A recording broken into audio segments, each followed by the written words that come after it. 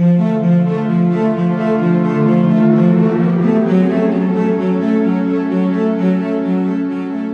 2020, Rio basically had legal permission from the state government to destroy the Juukan caves. This is a very significant site, and it led to an outcry across the world that such a significant cultural place was basically destroyed. In May 2020, mining giant Rio Tinto blew up ancient rock shelters which showed continual human habitation dating back 46,000 years. All sites are important to us.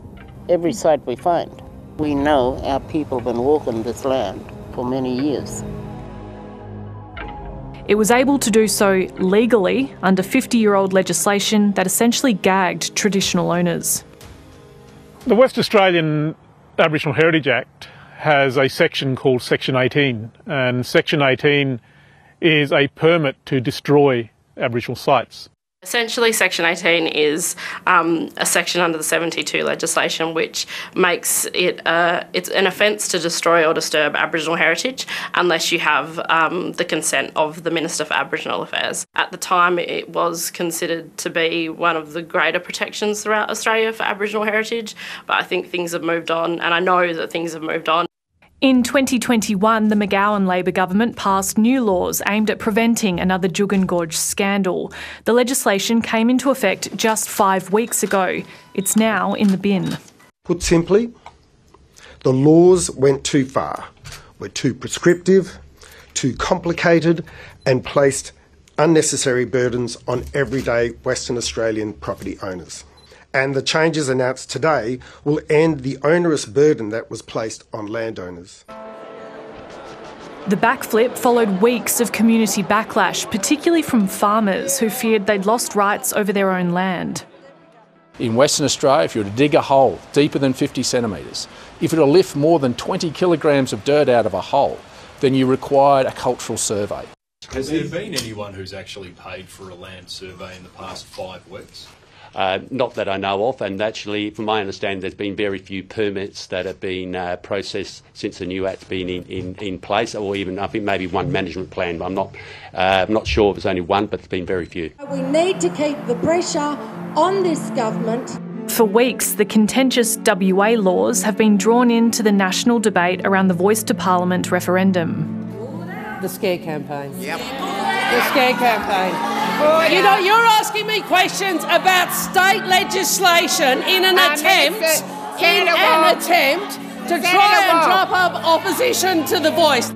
Did the Prime Minister or any federal ministers express any concerns to you about the damage this has caused to the Voice referendum?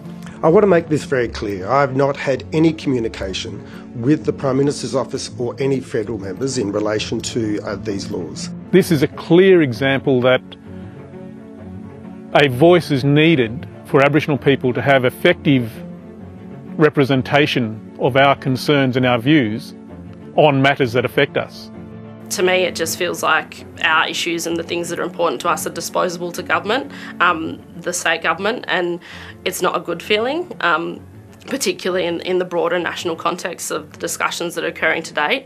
I suspect the damage has been done in Western Australia. Certainly in the research we're seeing, Western Australia is firmly in the no camp. Tony Barry, a former Liberal Party campaign director turned pollster, has been surveying people across the country on their voting intentions ahead of the referendum.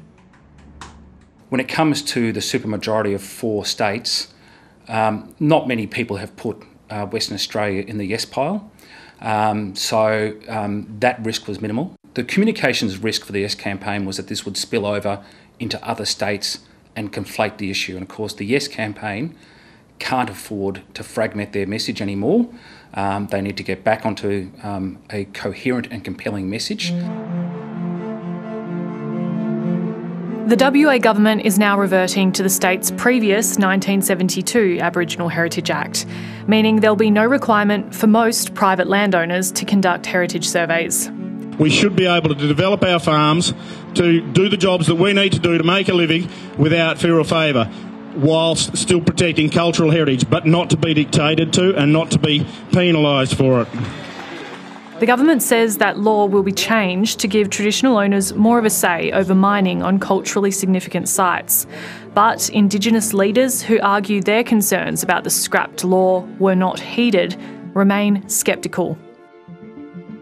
We've had 50 years of destruction and desecration of our Aboriginal heritage sites, and we're facing now probably another 50 years. So this whole thing is a schmozzle. We're appalled.